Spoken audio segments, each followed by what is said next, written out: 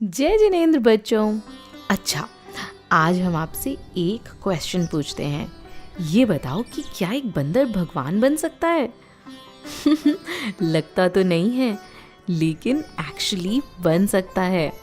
आज हम आपको एक मंकी की स्टोरी सुनाएंगे। वो बंदर एक फॉरेस्ट में रहता था।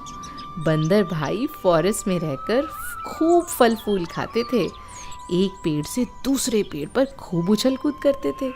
ऊंची ऊंची छलांग मारकर हुआ हुआ करके सबको डराता भी था वो बंदर। उस फॉरेस्ट में कई मुनिराज आते थे और एक ट्री के नीचे बैठकर ध्यान करते थे। तो ध्यान में बैठे हुए मुनिराज को देखकर बंदर बहुत खुश होता था, लेकिन वहाँ पर कभी ऊधम, वहाँ पर कभी शरारत नहीं करता था। एक बार उस फॉरेस्ट में एक राजा वज्रजंग और रानी श्रीमती आए।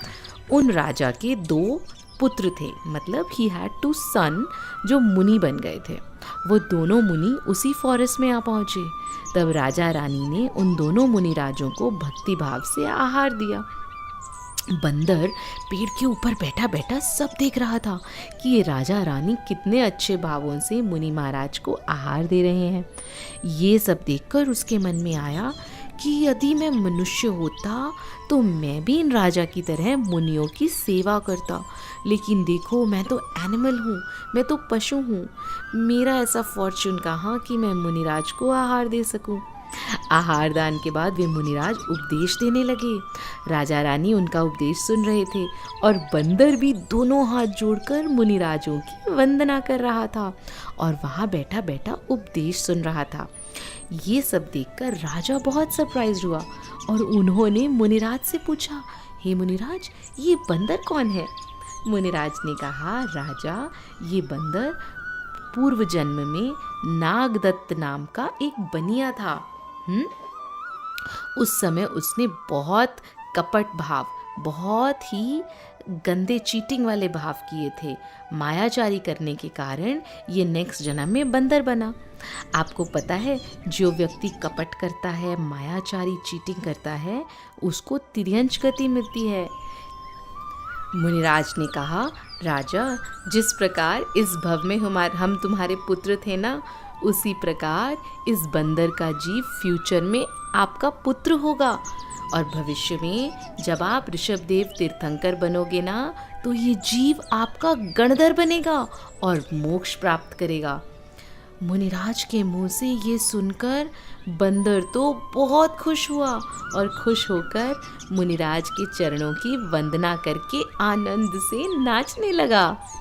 बंदर के तो खुशी का पार ना रहा।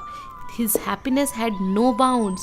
वो रोज़ अच्छी अच्छी भावनाएं भाने लगा और वो बंदर मरकर मनुष्य बना। उसका जन्म हुआ भोग भूमि में, जहाँ राजा और रानी के जीव भी वहीं थे। आपको पता है भोग भूमि क्या होती है? एक्चुअली 2 तरह की लैंड्स होती हैं। एक तो कर्म भूमि, भूमि मीन्स अर्थ, लैंड, जहाँ पर हम सब लोग रहते हैं। हम सब लोग काम करते हैं, कर्म करते हैं, पैसा कमाते हैं, इसीलिए इसे कर्म भूमि कहते हैं। और दूसरी होती है भोग भूमि। ये एक स्पेशल जगह होती है जहाँ पर किसी को अर्न नहीं करना पड़ता। वहाँ ऐसे स्पेशल ट्रीज़ होते हैं जिन्हें कल्प वृक्ष कहते हैं। उनसे हमें क्लोथ्स, फूड एक्सेट्रा सब कुछ मिल जाता है। तो देखा बच्चों, उस बंदर ने कितने अच्छे भाव किए कि वो बंदर मरकर मनुष्य बन गया। एक बार वो सब बैठकर धर्म चर्चा कर रहे थे, तभी आकाश से 2 मुनिराज वहाँ उतरे और उन्होंने अनेक प्रकार से धर्म का उपदेश दिया। मुनिराज के उपदेश को सुनकर उन सब जीवों ने सम्यक दर्शन प्राप्त किया।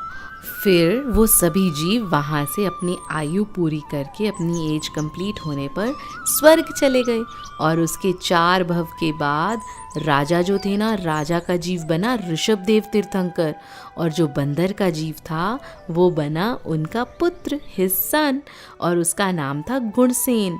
वो इस संसार से वैराग्य को प्राप्त करके भगवान से दीक्षित हो गया और वो बन गए ऋषभदेव भगवान के गणधर। आपको पता है गणधर कौन होते हैं? गणधर स्पेशल मुनि महाराज होते हैं। उन्हें 63 रिद्धीज होती हैं, स्पेशल पावर्स। वो कभी आहार नहीं करते।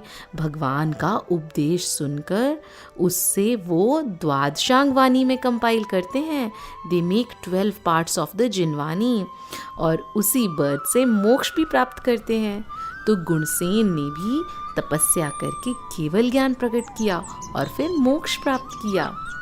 देखा बच्चों, जब ये बंदर मनुष्य था तब इसने कितना छल कपट किया, चीटिंग करी, जिसके कारण उसे नेक्स्ट बर्थ मिला बंदर का। लेकिन बंदर बनने के बाद मुनिराज की वंदना और धर्म का उपदेश सुनने से उसकी अच्छी भावनाएं हो गई और वो फिर से ह्यूमन बना, फिर से स्वर्ग गया और उसके बाद तीर्थंकर का बेटा बना और साधना करके मोक्ष चला गया। आप सभी भी प्रॉमिस करो कि आप कभी भी चीटिंग नहीं करोगे, हमेशा अच्छी अच्छी भावनाएं ही भाओगे और धीरे धीरे मोक्ष प्राप्त करेंगे ना। जय जिनेंद्र।